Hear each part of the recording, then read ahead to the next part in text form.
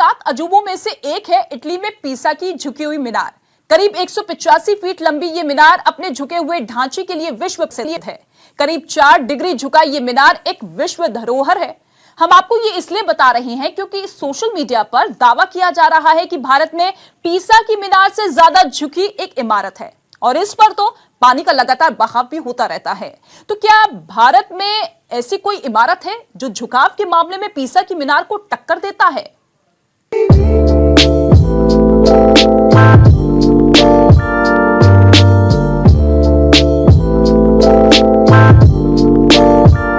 पीसा की झुकी हुई मीनार।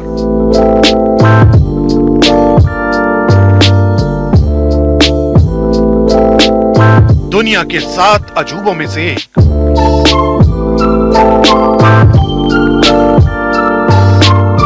इसकी खासियत है इसका सीधा न होना। दुनिया भर से लाखों की संख्या में पर्यटक इस इमारत के 4 डिग्री वाले झुकाव को देखने आते हैं, क्योंकि मीनार की पूरी बनावट आश्चर्य का केंद्र है। लेकिन सोशल मीडिया पर एक मंदिर की तस्वीर वायरल है। दावा किया जा रहा है कि इस मंदिर का झुकाव पीसा की मीनार से भी ज्यादा है। पीसा की मीनार तो मात्र 4 डिग्री झुकी है, जो दुनिया भर में मशहूर है, लेकिन वाराणसी का रत्नेश्वर मंदिर 9 डिग्री झुका हुआ है। फिर भी पीसा की मीनार से कम ही लोग इसे जानते हैं।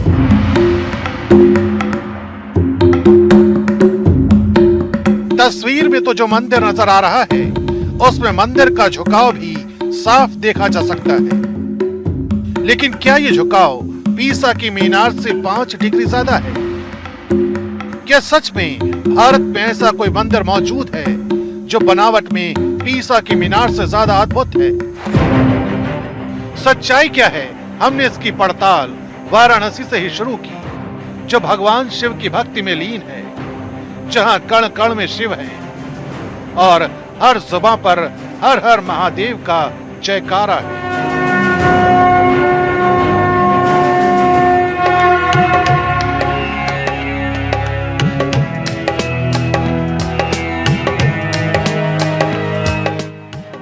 यहां हमें वायरल तस्वीर वाले मंदिर के बारे में पता लगाने में ज्यादा देर नहीं लगी। मंदिर वाराणसी के मणिकर्णिका और सिंधिया घाट के बीच का सबसे बड़ा आकर्षण है। नाम है रत्नेश्वर महादेव मंदिर। पानी में डूबा एक जीवंत मंदिर, जो शानदार नक्काशी, अद्भुत कारीगरी का शानदार नमूना है।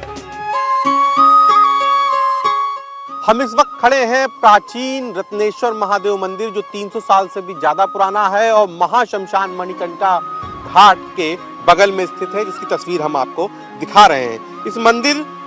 ये मंदिर एक तरफ झुका है और लोग इस मंदिर की तुलना पीसा की मीनार से भी करते हैं।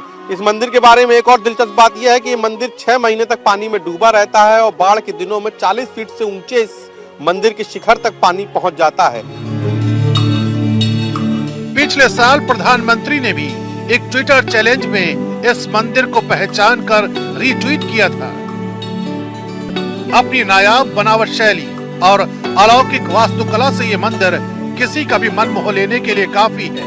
लेकिन ये मंदिर क्या सचमुच अपने अक्ष से 9 डिग्री झुका हुआ है? बचपन से इस मंदिर को देख रहे हैं, तो ये मंदिर वैसा ही है बचपन से ही? बचपन से उसी तरह। कितनी उम्र होगी आपकी? अरे इस समय मेरा उम्र तो कम से कम 55 के 56 के। तो मंदिर टेढ़ा होने के बावजूद भी ये कैसे खड़ा है, इसका रहस्य कोई नहीं जानता। और कहा जाता है कि मंदिर का छज्जा जमीन से करीब 8 फुट ऊंचाई पर था, लेकिन अभी वर्तमान में ऊंचाई 7 से 6 फुट ही रह गई है। मंदिर के गर्भगृह में कभी स्थिर होकर खड़ा नहीं रहा जा सकता है। 1832 में अंग्रेज विद्वान जेम्स प्रिंसेप ने इस मंदिर की 2 तस्वीरें बनाई। दोनों में रत्नेश्वर महादेव मंदिर सीधा खड़ा दिखता है, झुकाव का तो नामो निशान नहीं है। और तो और 12 शिवलिंगों वाले इस मंदिर में गंगा नदी हर वक्त जलाभिषेक करती रहती है। मंदिर का गर्भगृह करीब 6 से 8 महीने पानी में डूबा रहता है।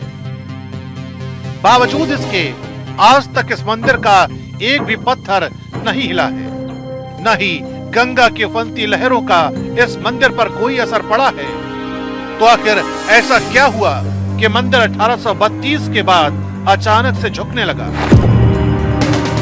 यह है कि रत्नेश्वर महादेव का मंदिर लगभग 200 वर्ष प्राचीन मंदिर है, 250 वर्ष प्राचीन मंदिर है।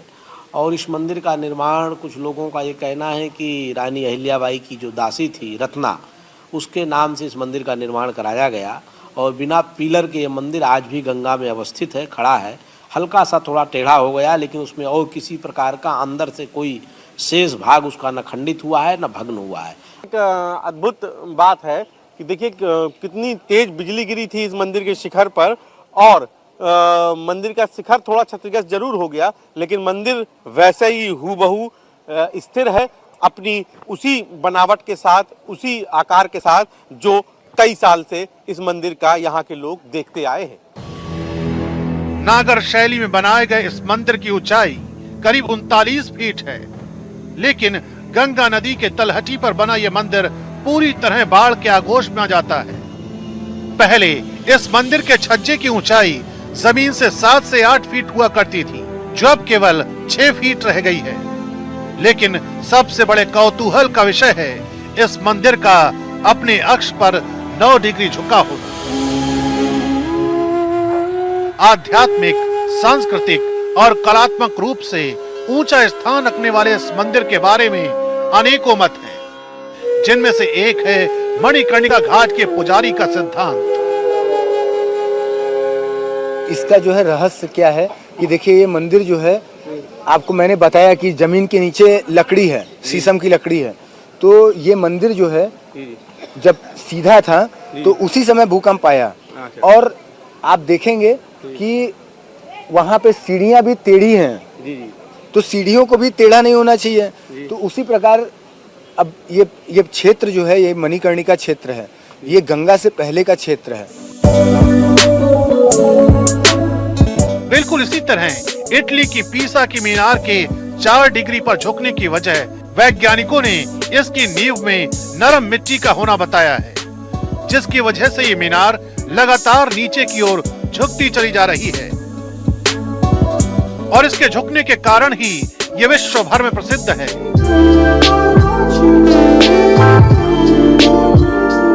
एक बात और, मीनार की ऊंचाई, इसकी सख्त बनावट और सतह की मुलायम मिट्टी, इन तीनों के मेल के कारण ही मीनार भूकंप के झटके को आसानी से सह लेती है और इससे कोई नुकसान नहीं होता।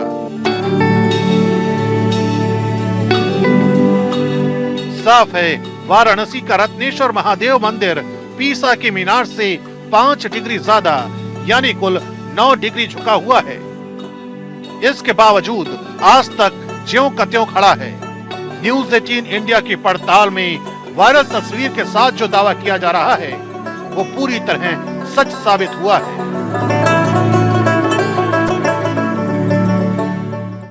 ऑनलाइन शॉपिंग करते हैं ना, फोन में कई सारी शॉपिंग एप्स में पेमेंट करने के लिए अपने बैंक डिटेल्स भी डालकर रखते होंगे, जिससे आसानी से भुगतान हो जाए।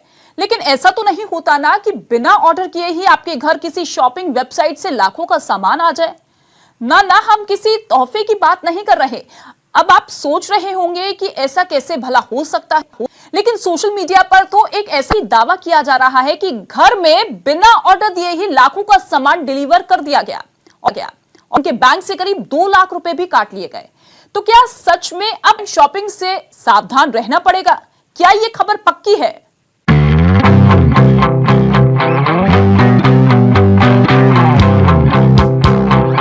ऑनलाइन शॉपिंग आज की तारीख में कौन नहीं करता? कपड़े, गहने, फर्नीचर मंगाना हो या फिर किचन का सामान, ऑनलाइन शॉपिंग इन दिनों सभी की पहली पसंद है। हो भी क्यों ना, कहीं जाना नहीं पड़ता तो समय की बचत हो जाती है और साथ ही घर बैठे बैठे आराम से अपनी जेब को भाने वाली चीजें भी आ जाती हैं। और जब से कोरोना आया है तब से तो ऑनलाइन शॉपिंग सुरक्षा के लिहाज से फायदे का सौदा हो चुका है, लेकिन ऑनलाइन शॉपिंग की प्रक्रिया क्या होती है? सामान कार्ट में डालना, पेमेंट का ऑप्शन चुनना और फिर उसे ऑर्डर कर देना। लेकिन क्या बिना ऐप खोले भी कोई सामान आपके घर आ सकता है? जी हाँ, सोशल मीडिया पर तो एक परिवार के साथ ऐसा ही हुआ, जहां न ऑर्डर दिया गया लेकिन फिर भी घर का सामान आ गया और करीब 2 लाख रुपए भी बैंक से कट गए। लगता है अब ऑनलाइन शॉपिंग करना खतरे से खाली नहीं है। देखिए, एक परिवार ठगी का शिकार हो गया है। बिना ऑर्डर के लाखों का सामान घर आ गया और रुपए भी अकाउंट से कट गए। बात तो सुनने में बेहद चौंकाने वाली लगती, क्योंकि हम सभी के फोन में शॉपिंग एप्स होना और पेमेंट के लिए कार्ड डिटेल्स सेव होना आम बात है। ऐसे में ये सुनकर तो यही लगता है कि शायद ऐसा करने पर लेने के देने पड़ सकते हैं। पर सोचने वाली बात यह है, बिना फोन छुए भला ऑर्डर कैसे हो सकता है? क्या सच में ऑनलाइन शॉपिंग खतरनाक हो गई है? कहीं ऐसा तो नहीं किसी ने फोन के साथ छेड़छाड़ की हो? हमने वायरल हो रहे इस दावे की पड़ताल शुरू की। हमने इस खबर को इंटरनेट पर खंगालने की कोशिश की, जहां हमें मालूम हुआ कि ये 2 लाख के ऑर्डर वाली खबर भारत की नहीं है। वायरल खबर का ताल्लुक अमेरिका के न्यू जर्सी शहर से है, जहां एक भारतीय मूल के परिवार के बच्चों को मोबाइल फोन देना महंगा पड़ गया। फोन पर तेजी से अपनी उंगलियां चलाते इस बच्चे को देखिए। ये हरकत इसी बच्चे अयांश की है।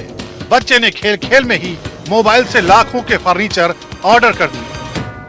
दरअसल भारतीय मूल के मधु और प्रमोद कुमार को अपने घर के लिए फर्नीचर लेने थे, जिसके लिए उन्होंने कुछ फर्नीचर अपने शॉपिंग ऐप के कार्ट में डाले थे। उनके बच्चे ने खेल खेल में ही मोबाइल से वो सारे फर्नीचर ऑर्डर कर दिए। ऐप में पहले से ही उनके घर का पता और कार्ड डिटेल थे। पहले उनके ऐप के करीब 1.5 लाख रुपए कट गए और फिर धीरे धीरे सारे फर्नीचर उनके घर डिलीवर होने लगे। तो सारी सच्चाई का पता चला। राहत की बात है कि उन्हें इसके पैसे भी वापस मिल जाएंगे। Phone, because everybody is in virtual, they are busy with their phone, his siblings always with the phone, and I don't know, I think he needs phone work for that. Went to the cart and whatever was there, boom, he just picked and just see all the payment was went through. And Ayansh की उम्र बेशक 2 साल की हो, लेकिन Ayansh mobile चलाने में उस्ताद है, जिस वजह से उसके माता पिता को परेशानी झेलनी पड़ी। हालांकि हाल ही में भारत में ऐसा संभव नहीं है, क्योंकि रिजर्व बैंक ऑफ इंडिया के नए दिशा निर्देशों के तहत ऑनलाइन शॉपिंग के लिए अब शॉपिंग ऐप पर या वेबसाइट पर कंपनी अपने प्लेटफॉर्म पर कस्टमर के कार्ड की डिटेल्स सेव नहीं कर पाएगी। आरबीआई के नए नियमों के मुताबिक किसी भी ई कॉमर्स प्लेटफॉर्म पर ऑनलाइन ट्रांजैक्शन करने पर ग्राहकों को 2022 से हर बार अपने डेबिट कार्ड या क्रेडिट कार्ड के डिटेल्स दर्ज करनी होगी। नई गाइडलाइंस लोगों के बैंक डिटेल्स को सुरक्षित रखने के लिए जारी की गई है, जो अब हमारे देश में भी लागू कर दी गई है। इसके बावजूद अगर आपके घर में भी बच्चा है तो आप उसे अपना फोन देने से बचें, और अगर देना भी पड़े तो पहले से ही सारे जरूरी ऐप पर लॉक लगा दें। न्यूज़ 18 इंडिया की पड़ताल में यह खबर पक्की साबित हुई है।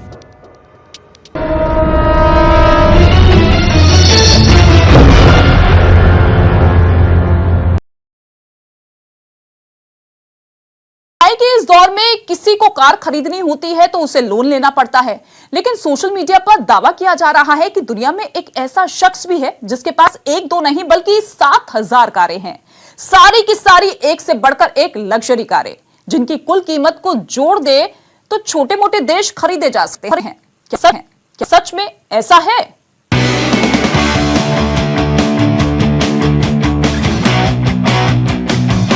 इन 3 तस्वीरों में जो रंग बिरंगी कारें नजर आ रही हैं, बेहद महंगी और शानदार कारें हैं, लेकिन ये किसी कार शोरूम या किसी गोदाम की तस्वीर नहीं है।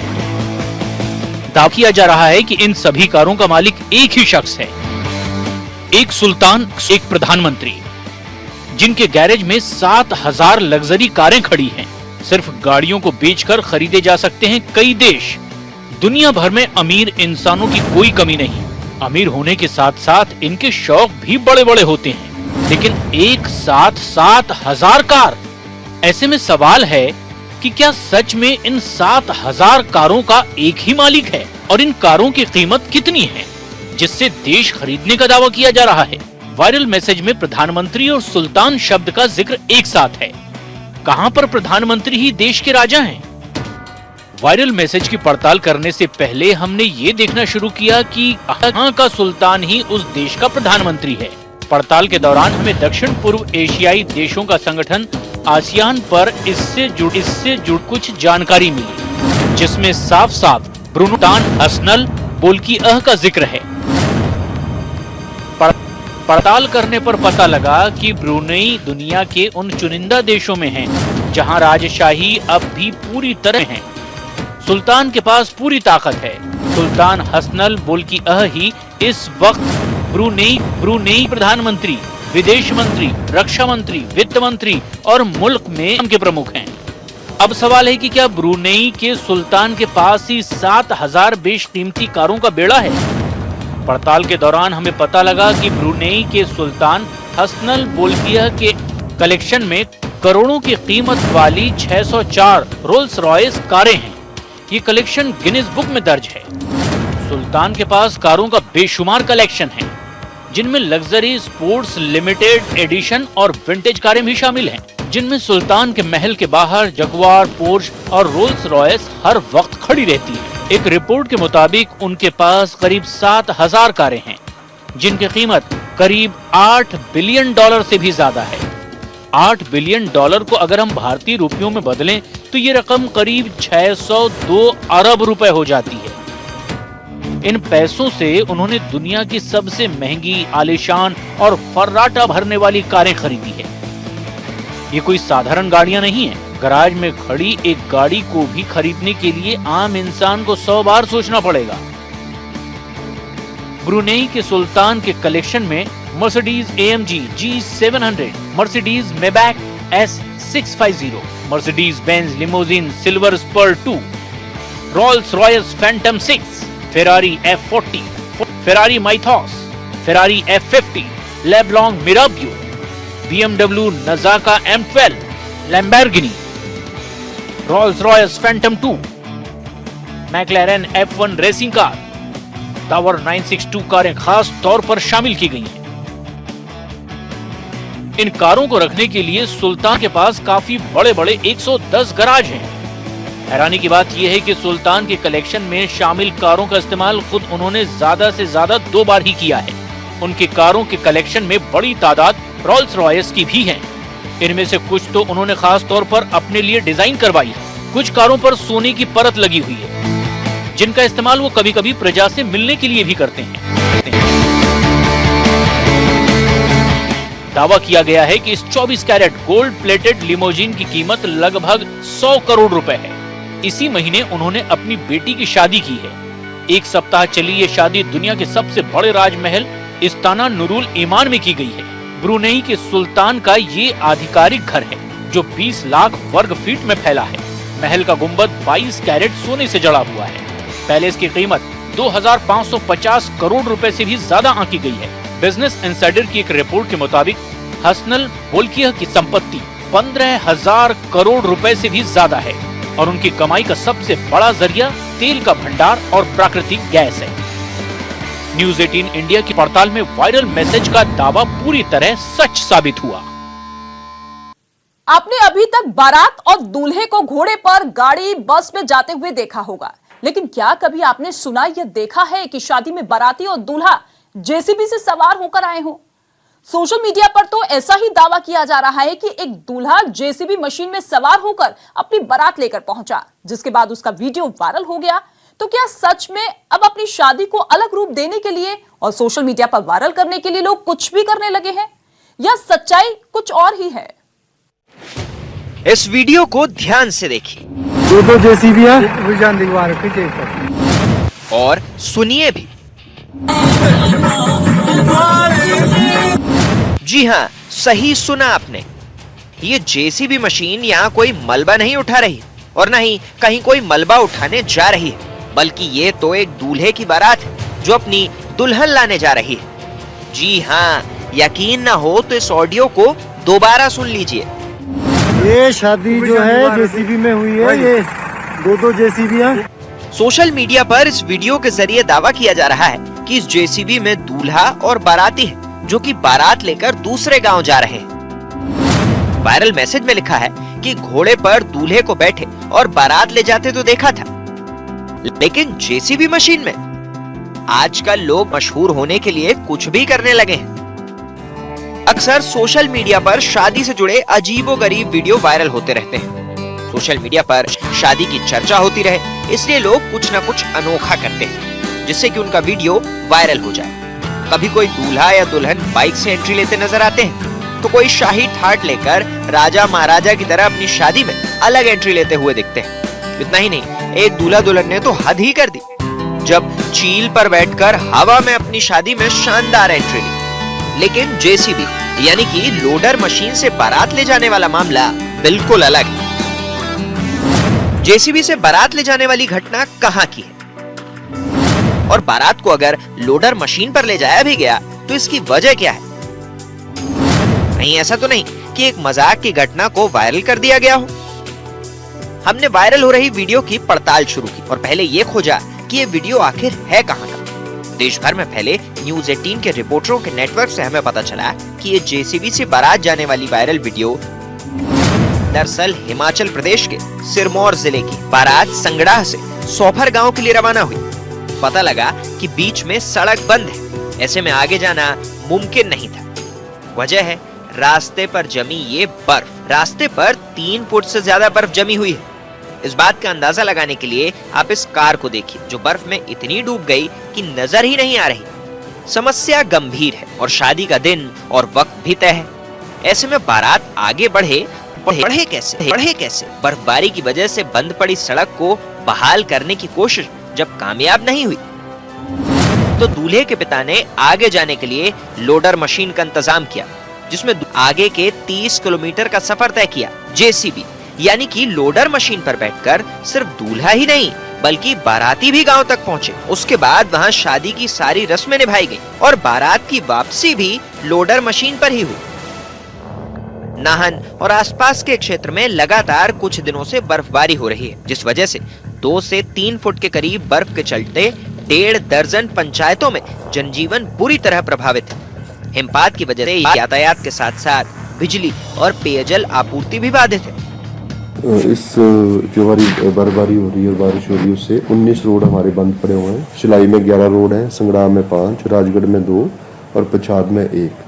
इसके अलावा हमारा जो नेशनल हाईवे 707 ये भी जो है हमारा बंद पड़ा हुआ, उसमें श्री क्यारी के पास, क्योंकि वहाँ पे लैंडस्लाइड पहले हुआ था। तो उन सारी उस पे जो है वो जेसीबी जो डिप्लॉय कर दी गई है और शाम तक जो है, अगर मान लो मौसम साफ हुआ तो शाम तक ये रोड जो है वो बहाल कर दी जाएंगे।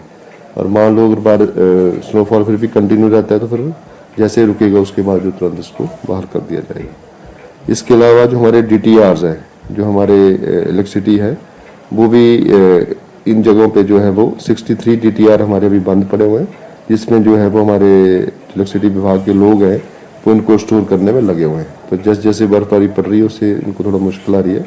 जैसे मौसम साफ होगा थोड़ा सा तो इसको भी शाम तक जो है वो स्टोर कर देंगे। हाँ, लोगों से, टूरिस्ट से मेरी अपील है कि जैसे आप इन क्षेत्रों में जहाँ पे बर्फबारी पड़ रही है, नौहराधार, गत्ताधार वगैरह, शिलाई वगैरह में, वहाँ पे